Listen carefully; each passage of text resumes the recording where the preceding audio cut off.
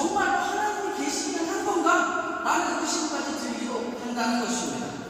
그러나 성경은 분명히 말하고 있습니다. 하나님은 언제나 기도하는 사람을 통해 일하신다라고 성경은 기록하고 있다는 것입니다. 사무엘상 1장 27절은 이렇게 기록합니다. 이 아이를 위하여 내가 기도하였더니 내가 구하여 기도한 바를 야훼께서 내게 허락하신지라 기록합니다. 한나가 아이가 너무 없어서 하나님께 나와서 부르짖고 기도했더니 하나님께서 한나에게 정말 위대한 이스라엘 지도자인 사무엘 그 아들을 허락해 주셨다는 것입니다. 출애굽기 32장 11절 14절은 또 이렇게 기록합니다.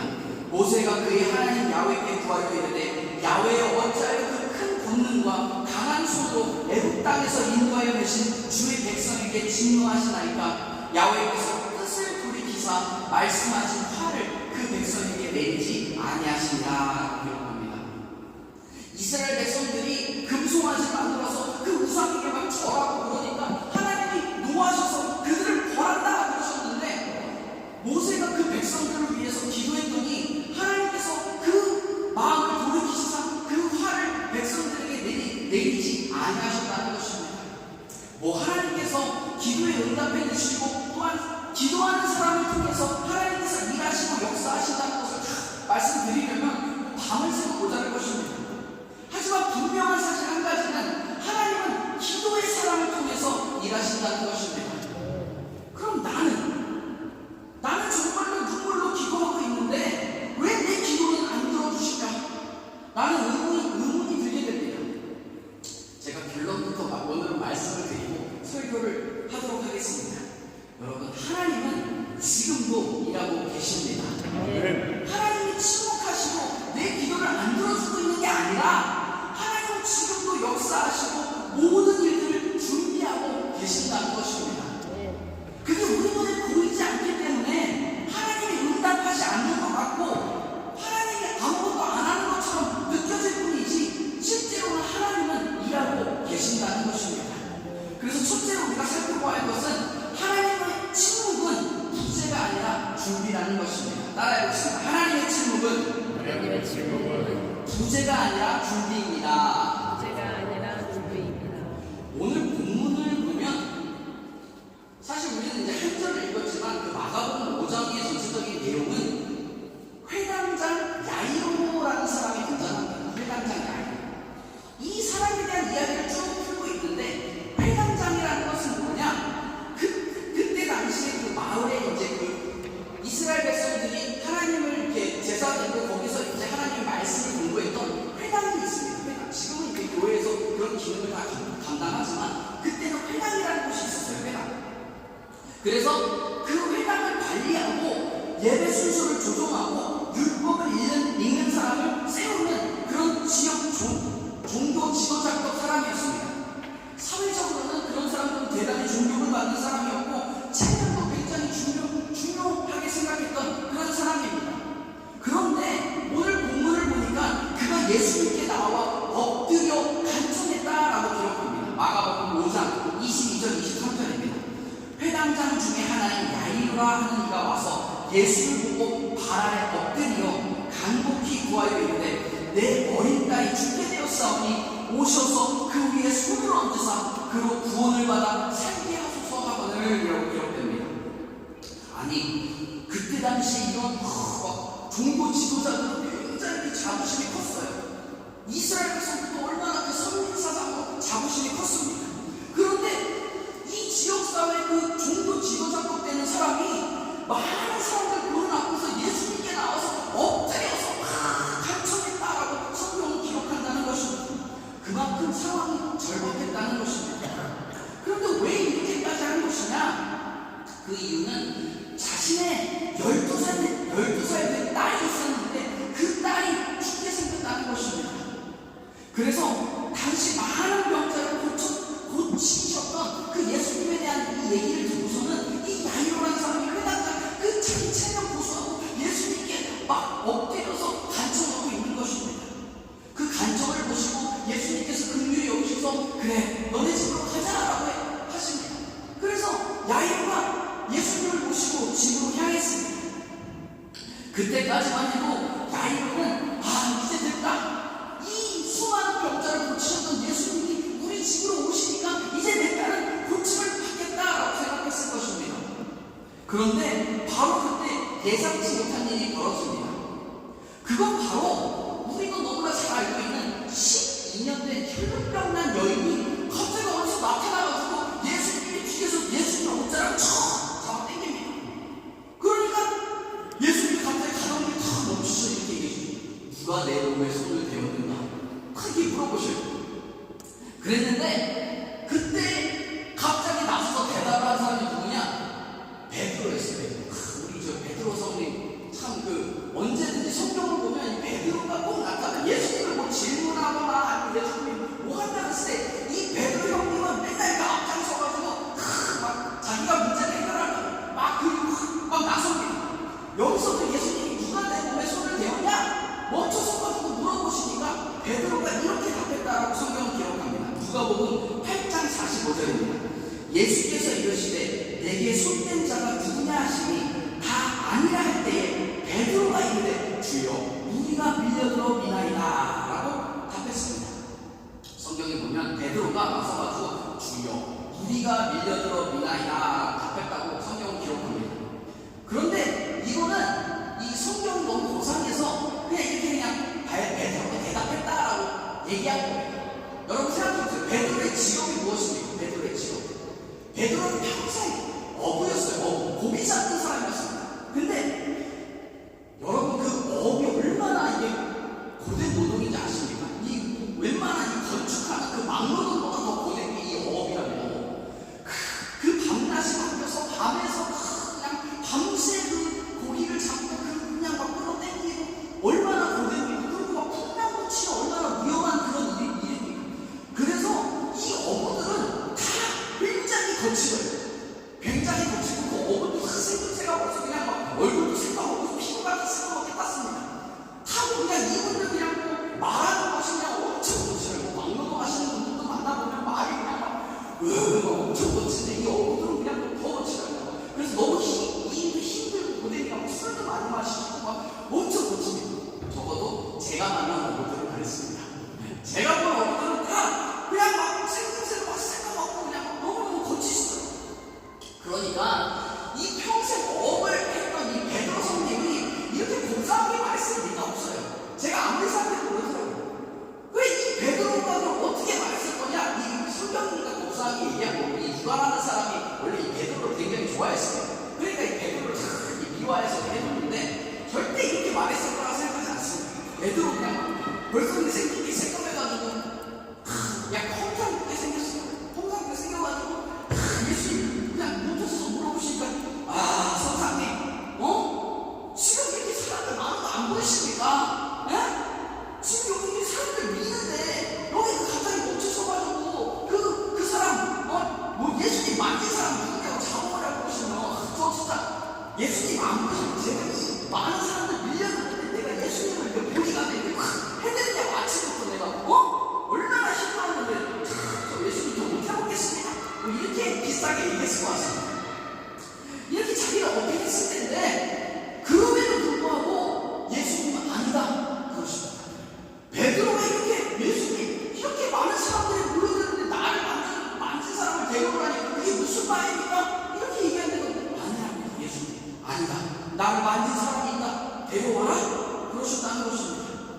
예수님이 거기 서셔서 계속 그렇게 얘기하시니까 그 예수님의 옷자락을 만졌던 여인이 이거 더 이상 안 되겠구나 하고서 자기가 자수를 합니다. 예수님께 자기가 자진해서 나와서 자기가 예수님의 옷자락을 만졌다라고 고백을 합니다. 그러니까 예수님께서 그 여인에게 걸어가셔서 뭐라고 그러시냐? 딸아 내 믿음이 너를 구원하였으니 평안히 가라 하시고 그렇게 얘기해 주시면서 이 여인과 이야기하는 장면이 거기에 나옵니다. 여러분 그런데 지금 예수님은 어디 가시는 분이었어요? 어디 가시는 분이었어요? 예수님 야이로의 집, 회당장 야이로의 집에 가시는 분이었단 말이에요. 야이로의 집. 여러분 우리가 은행에 가고 번호표를 뽑지 않습니까? 그 번호표를 지금 누가 먼저 뽑았어요? 야이로가 먼저 뽑았는데 지금 예수님이 누굴 먼저 고쳐줬어요? 그 여인을 먼저 고쳐주시고 그 여인하고 막 대화를 나누시고 했다. 예수님께서 거기서 야이로의 집으로 가시는 길에 그냥 멈춰서서 누가 나를 만졌냐? 이렇게 하시면서 아니다, 누가 나를 만졌다, 빨리 내려와라! 그렇게 하시고 이 여인이 또 가셔가지고 대화를 나누고 이렇게 지체하는 사이에 그 회당장 야이로의 딸이 죽어버립니다. 마가복음 5장 35절입니다. 예수께서 말씀하실 때에 회당장의 집에서 사람들이 와서 회당장에게 이르되 당신의 딸이 죽었나이다. 어찌하여 선생을 더 괴롭게 하나이까? 라고 얘기합니다. 여러분, 지금 자신의 딸이 너무 아파서 회당장, 어떤 지역사회 리더인데 이 사람이 자기 체면도 고소하고 예수님께 엎드려가지고 그냥 막 간청할 정도로 자기가 급했습니다.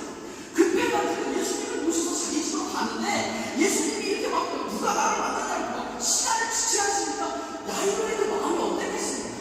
그냥 너무 초조한 거예요. 그래서 내 마음속에 그랬을 거예요. 야이로. 아니 왜 예수님 지금 빨리 집에 가셔서 나를 고쳐주셔야 되는데 왜 이렇게 지체하시나? 왜 이렇게 시간을 끄시나? 왜 이렇게 손들어 주시지 않으시나? 라고 생각했을 것입니다. 그런 때에 자신의 집에서 사람이 와서 당신의 딸이 죽었습니다 라는 말을 듣는 순간 야이로의 마음이 완전히 무너졌다는 것입니다. 그때 예수님께서 야이로에게 이렇게 말씀해 주십니다. 마가복음 5장 36절입니다. 같이 읽겠습니다. 시작. 예수께서 하는 말을 곁에서 들으시고 회당장에게 이르시되 두려워하지 말고 믿기만 하라 하시고 라고 기록합니다. 예수님께서 야이로에게 두려워하지 말고 믿기만 하라 라고 얘기해 주셨습니다. 그런데 요 장면이 사실은 요런 비슷한 장면이 성경에 또 나옵니다. 그게 어디냐? 예수님께서 죽은 나사로를 살리신 그 기적이 있었는데 죽은 나사로를 살리니까 너무나도 놀라운 기적이라서 예수님의 기적으로 많이들 기억하는 그런 기적입니다. 그런데 그 나사로라는 사람이 누구냐? 예수님을 너무너무 사랑했던 그 세 남매가 있었어요. 마리아, 마르다, 마리아, 그리고 그들의 오빠 나사로가 있었어요.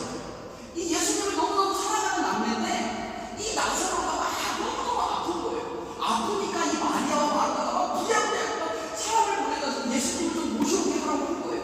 그래가지고 그 사람들이 가가지고 예수님을 모셔오고 이렇게 예수님 지금 빨리 와주십시오. 지금 예수님을 너무너무 사랑하는 이 나사로가 너무나 아파서 죽게 생겼습니다 라고 예수님 그 얘기 소식 다 전해 들으세요. 그런데 성경은 뭐라고 기록하냐? 그 얘기를 듣고 나서 예수님이 이틀을 더 그냥 그 있는 곳에서 머무셨다라고 성경은 기록합니다. 아니 지금 아프다고 해서 사람을 그냥 와가지고 왔는데 하나님 예수님한테 와십시오 그러는데 예수님이 나올 그 일이 있으셨겠죠. 그래서 거기서 그곳에서도 이틀을 머무셨다라고 그러시는데 그거에 대한 설명은 따로 성경에 나와 있지 않습니다. 이게 이해가 안 되는 겁니다. 그래서 예수님이 가셨는데 벌써 나사로는 죽었다는 것입니다. 근데 이 이야기가 지금 우리 본문에 나오는 나사로의 딸의 이야기랑 너무너무 비슷합니다. 예수님께서 나사로의 딸, 야이로의 딸이 아플 때 그 집을 가고 계셨는데 가는 동안에 계속 지체하시는 거예요. 많은 일들이 있었거든요. 근데 지체하시는 그 지체하는 그 시간 동안에 그 딸이 죽어버렸다는 것입니다. 그런데 결과적으로 어떻게 하냐? 예수님께서 그 마리아와 마르다의 집에 가셔서 죽은 나사로를 다시 살려주십니다. 그리고 결국에는 이 야이로의 집에 가셔서 야이로의 그 죽은 딸을 다시 살려주셨다는 것입니다. 예수님의 그 지연이 결국 죽은 사람을 살리는 더 큰 기적과 영광으로 이어졌다는 것입니다. 그래서 예수님은 그 나사로를 살리러 가실 때 뭐라고 하셨냐? 이렇게 기록합니다.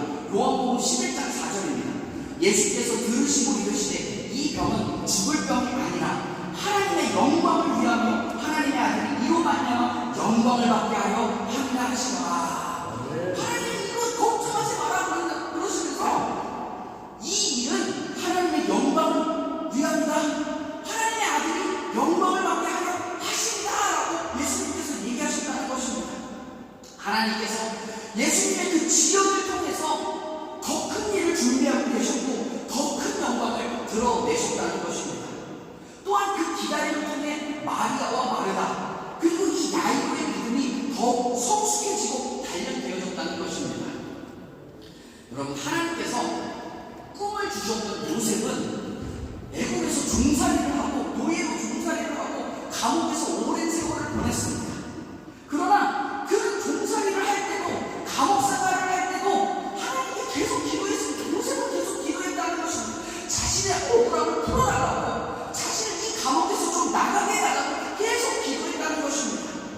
그러나 오랜 시간 동안 응답이 오지 않았습니다. 요셉의 입장에서는 아니 왜 하나님이 나에게 침묵하시나, 왜 이렇게 내 기도를 안 들어주시나 라고 생각했을 것입니다. 그러나 그런 모든 순간이 하나님의 지연이 아니라 하나님의 완전하신 계획을 실행 중이셨다는 것입니다. 하나님께서 요셉을 어디에 보내시냐?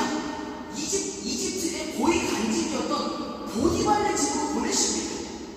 보디발의 집으로 보내셔서 그곳에서 요셉이 이집트의 정치, 행정, 언어, 문화, 사회체계 이런 전반적인 내용을 훈련하고 배울 수 있도록 해주셨다는 것입니다.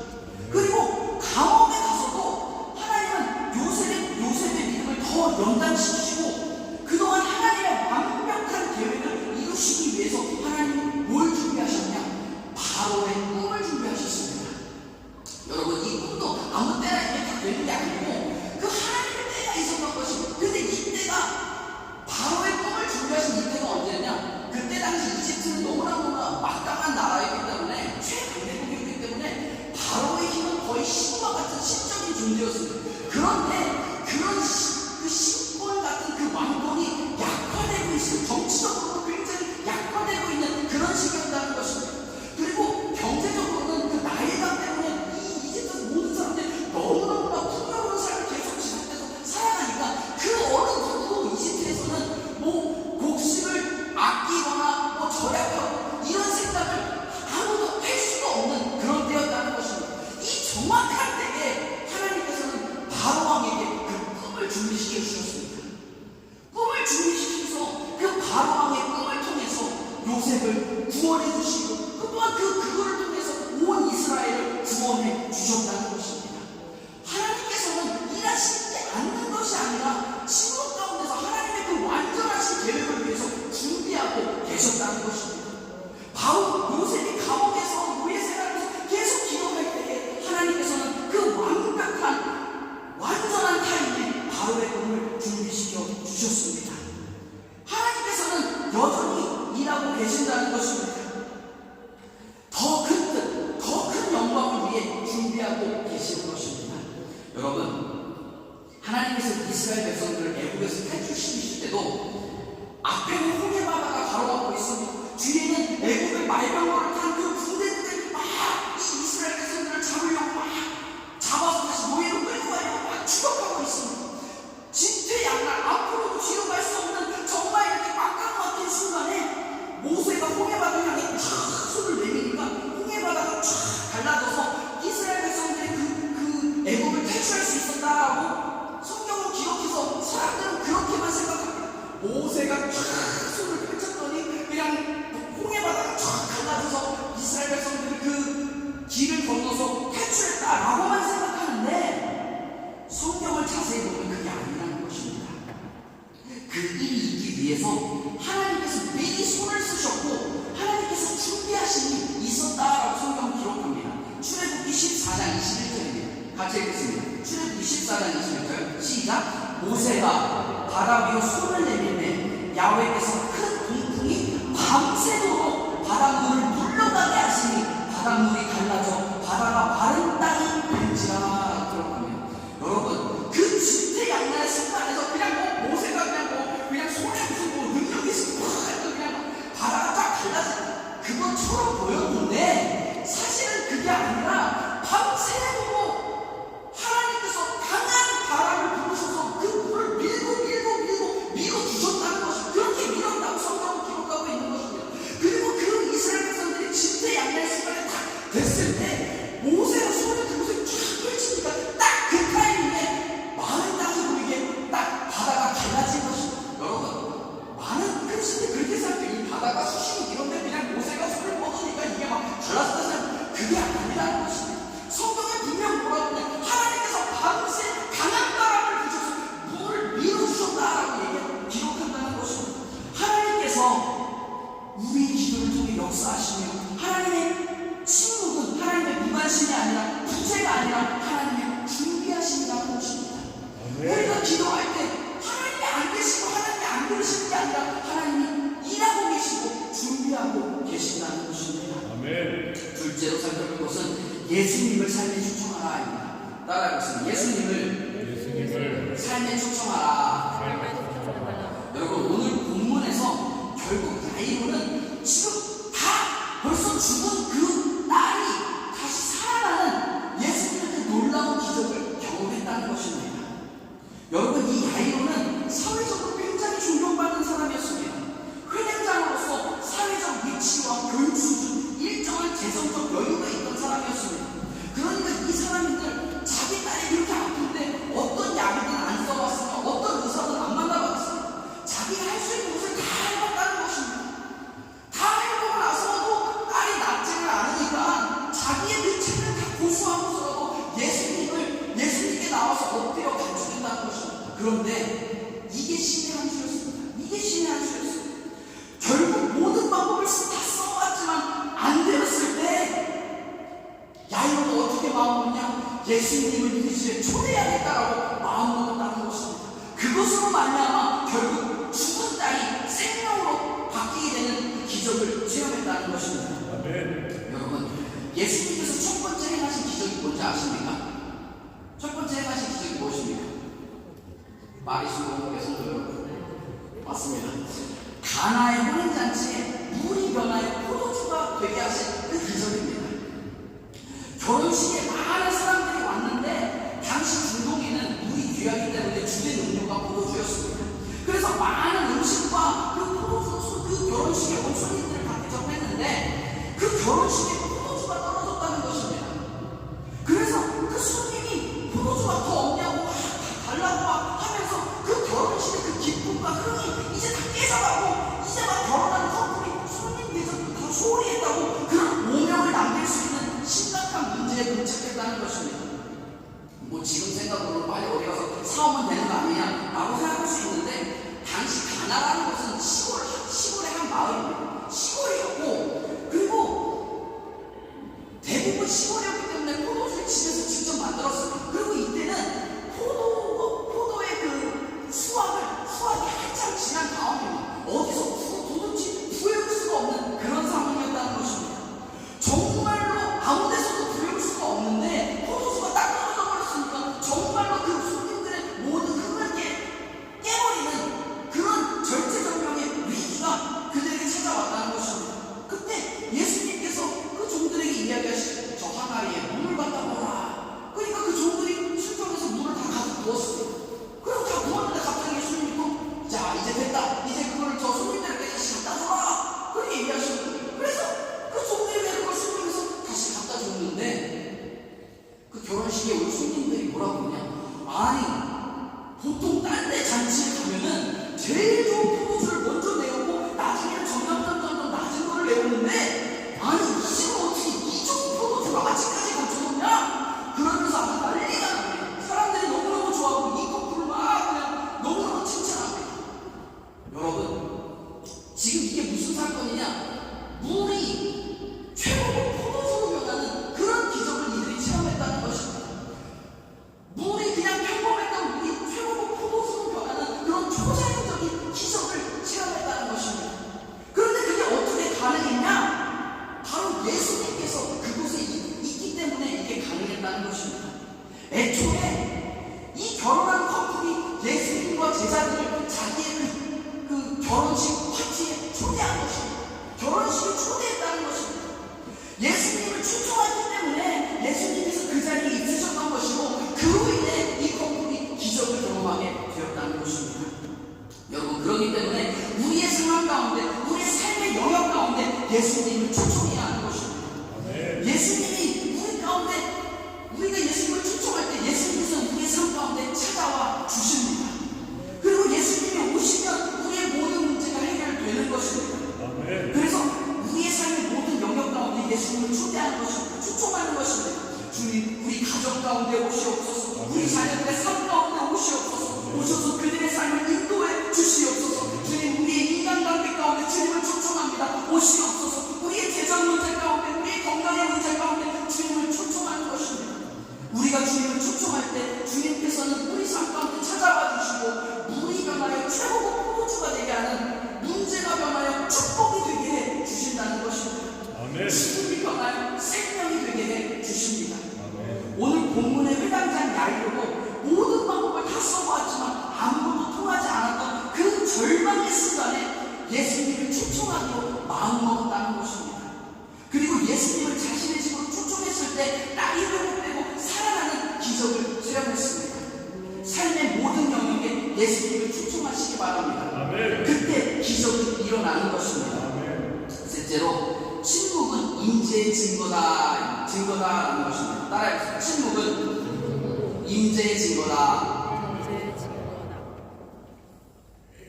오늘 본문 야이로의 이야기를 통해서 하나님께서 우리에게 말씀해 주시는 게 무엇이냐? 하나님의 침묵은 하나님의 부재가 아니라 오히려 하나님께서 우리와 함께 하신다는 증거가 된다는 것입니다. 지금 야이로는 예수님이 자신의 딸을 고쳐주기 위해서 자신의 집으로 향하고 있습니다. 그런데 벼랑한 어떤 혈루병 난 여인이 나타나서 먼저 고침을 받고 그 사건이 벌어지는 순간에 많은 시간이 지체되었다는 것입니다. 그런데 정작 예수님은 야이로 자신에게는 아무 말씀도 안 해주시다가 지금 다른 사람을 고쳐주시다가 결국 그 딸이 죽고 말았습니다. 야이로는 예수님께서 지체하시는 동안 답답해 죽을 것 같았겠죠. 아니 왜 이렇게 빨리 안 가시나, 왜 이렇게 지체하시나 조급했을 것입니다. 그러나 그런 지연의 순간에는 예수님께서 야이로에게 아무 말씀이 없으시다가 종들이 와서 야이로의 딸이 죽었다는 소식을 전할 때 야이로의 마음이 완전히 낙담했을 것입니다. 그러나 그때에 예수님께서 긴 침묵을 깨고 야이로에게 말씀해 주십니다. 그게 바로 오늘 본문의 말씀인 것입니다. 마가복음 5장 36절입니다. 예수께서 그 하는 말을 곁에서 들으시고 회당장에게 이르시되 두려워하지 말고 믿기만 하라 하시고 라고 기록합니다. 두려워하지 말고 믿기만 하라 라고 하셨다는 것입니다. 여러분, 이 말씀은 야이로의 딸이 살아있을 때가 아니라 이미 죽은 후에 예수님께서 야이로에게 하신 말씀입니다. 여러분, 회당장 야이로는 자신의 절박함 속에 자신의 체면을 다 내려놓고 예수님을 찾아갔던 것입니다. 예수님께 막 무릎 꿇고 간청하며 도움을 구했습니다. 그런데 이제는 자신의 딸이 죽어버립니다. 야이로는 완전히 절망했지만 예수님께서는 야이로에게 말씀하십니다. 두려워하지 말고 믿기만 하라 라고 말씀하십니다. 근데 여러분, 이게 아주 위대한 장면입니다. 야이로는 예수님에 대한 소문을 듣고 예수님께 와서 간청을 했습니다. 야이로의 간청이, 야이로의 부탁이 야이로의 믿음으로 바뀌는 순간이라는 것입니다. 여러분, 야이로가 자신의 딸이 아파서 예수님께 와서 예수님 우리 딸을 고쳐주십시오. 그래서 예수님께서 가셔서 그 딸을 고쳐주셨어도 그거는 기적이고 감사한 일입니다. 그런데 그건 어디까지나 야이로의 간청이었으면 부탁이었던 순간이었습니다. 그런데 지금 자신의 딸이 완전 죽고 나서 예수님께서 야이로에게 말씀하시는 겁니다. 두려워하지 말고 믿기만 하라 라고 말씀하셨는데 그 말씀을 야이로가 믿고 예수님을 자기 집까지 모셔갔다는 것입니다. 야이로의 간청과 부탁이 야이로의 믿음으로 바뀌는 순간이었다는 것입니다. 여러분, 침묵의 순간에도 하나님 여전히 일하고 계신다는 것입니다. 우리의 믿음을 성장시켜 주시고 단지 예수님을 우리 요구를 들어주시는 그 램프의 진리가 아닌 인격적으로 예수님을 우리 삶 가운데 초청하고 예수님을 믿고 따를 수 있는 기회가 된다는 것입니다. 야이로의 집에 가셔서 예수님 그 울고 있는 사람들을 다 내보내시고 믿음의 사람들, 자신의 그 세 제자와 그 부모님만 딱 데리고 그 방으로 들어가셨습니다. 그리고 그 소녀의 손을 잡고 말씀하셨습니다. 달리라 쿰! 소녀야 일어나라! 그 순간 소녀의 영이 확 돌아와서 소녀가 일어나고 먹기 시작했다라고 성경은 기록합니다. 죽음의 자리에서 생명의 역사가 나타난 것입니다. 예수님은 어제나 오늘이나 영원토록 동일하신 분이십니다. 우리가 끝났다라고 판단한 자리, 이미 늦었다라고 포기한 문제 위에 주님께서 오시면 새 생명을 불어넣어 주신다는 것입니다. 지금도 우리의 기도 중에도 아무런 반응이 없으시고 침묵하시는 것 같이 느껴지지만 나중에 돌아보면 그 침묵이 사실은 하나님이 오히려 우리와 예수님을 더 가까이 하시고 우리를 주님께로 더 가까이 이끄신다는 증거가 된다는 것입니다. 우리를 주님께 더욱더 가까이 이끄시며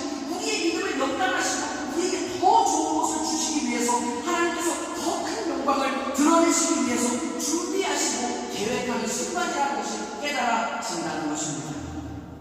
여러분, 찬송가를 불러보면 이런 곡들이 있습니다. 찬송가 348장 마귀들과 싸울지라, 많이 알려져 있는 찬양이고 좋은 찬양인데 이 곡을 부를 때 저는 유독 힘들더라고요. 찬양이 있습니다. 그 페이크 있습니다. 있어요. 고르도 넥스 마이크 있어요. 네, 맞아요. 이거 맞아요. 이거 찬양이 어떻게 되냐? 마귀들과 싸울지라, 죄악 없음 형제여 담대하게 싸울지라, 저기 악한 적병과 심판날과 열망이나 내가 서는 눈앞에 못 다가오리라. 이 곡 자체가 이게 일부러 갖고 던졌어요. 곡을 보면은 곡에 쉼표가 없습니다. 이게 악보 그대로 하면 순서가 죽어요. 이 음표가 그래도 곡이 2박자, 2박자나 3박자 이상 끊어지는 2분음표, 4분음표 이렇게 길게 끊어지는 부분이 있으면 그 부분에서 나를 수를 고를 텐데 그런 부분도 없이 이게 여기까지 계속 그냥 가장 길어가지고 한 방입니다. 한 방. 마귀들과 싸울지라, 죄악 없음 형제여 담대하게 싸울지라, 저기 악한 적병과 심판날과 열망이 그거 까까워요. 여기까지. 없다는 것입니다. 이 마귀들과 싸우기 전에 제가 죽게 생겼습니다. 그런데 찬송가 261장, 오늘 우리 예배 시간에 부른 찬양입니다. 이 세상의 모든 죄. 이 찬양은 아주 중간중간마다 두 마디에 한 번씩 수표나 이 쉼을 쉴 수 있는 4분음표나 아니면 2분음표가 탁탁 이렇게 있습니다. 적재적소에. 적어도 3박자 이상 끊어서 거기서 숨을 고를 수 있게 해줬어요. 이 세상의 모든 죄를 쉬고 맑으시 있는 주의 보혈, 성자 예수 그 귀한 피 찬송하고 찬송하세. 주님 앞으로 뭐 신표가 있잖아요. 신표. 이 얼마나 쉽습니까? 찬양. 신표가 착착착 중간에 있으니까 너무 쉬운 겁니다. 여러분, 음악에도 이렇게 신표가 있으면 그 찬양이나 곡을 부를 때 더 쉽고 편하고, 그리고 그 다음 가사에 음을 더 정확하게 낼 수 있는 장치가 되어진다는 것입니다.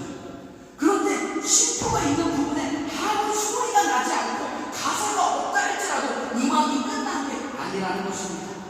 이 쉼표가 있기 때문에 곡이 더 깊어지고 아름다워지는 것처럼 하나님의 친구분, 하나님이 여전히 우리와 함께 하시며 우리의 삶을 지휘하고 계시며 또 더 나은 교회, 더 나은 큰 영광을 위해 준비하고 계시다는 증거가 된다는 것입니다. 여러분 믿으십니까? 여러분, 내가 이렇게 기도하고 있는데 왜 내 기도가 응답되지 않는가 생각하십니까? 여러분, 하나님은 응답하고 계십니다. 하나님은 지금도 일하시고 계십니다. 하나님은 지금 가운데 일하고 계시며 우리의 믿음을 성장시켜 주시며 우리가 예수님을 더 가까이 할 수 있도록, 예수님을 우리의 삶 가운데 초청할 수 있도록 예수님께서 우리의 삶에 오셔서 마음 가운데 평안을 주시고 우리에게 말씀을 주시고 기적을 일으켜 주시는 것입니다. 하나님의 친구분, 하나님의 부재가 아니라 오히려 우리를 더욱 사랑하시며 우리를 훈련시키시며 더 큰 기적, 더 큰 영광을 위한 준비가 된다는 것입니다. 우리가 기도하는 순간 벌써 변화는 일어나고 있습니다. 벌써 하나님께서 일하고 계신다는 것입니다. 우리의 기도는 반드시 응답받습니다. 주님을 삶 가운데 초청하고 인내함으로 주님의 크신 영광 맛보시는 저와 여러분 되시기를 주님의 이름으로 축원드립니다.